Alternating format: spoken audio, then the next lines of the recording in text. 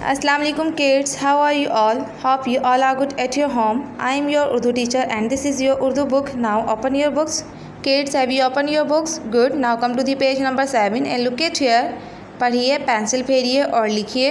Kids, हुर्फ़े तहज्जी देखिए और मुझे बताइए कि ये क्या लिखा हुआ है. Look at here, बताइए क्या है. बे. ये क्या लिखा हुआ है. बे. अब पढ़िए मेरे साथ. बे, पे, ते, टे, से. दोबारा पढ़िए. बे, पे, ते, टे, से.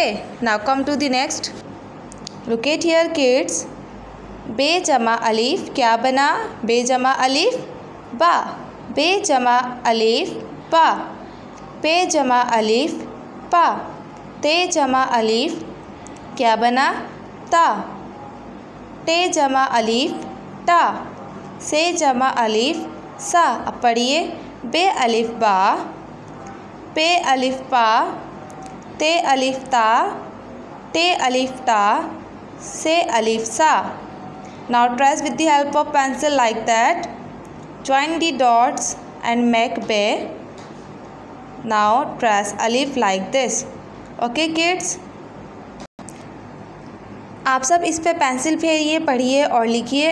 And that is end of our class. इंशाल्लाह I will come back tomorrow with another topic. Till then take care and good bye.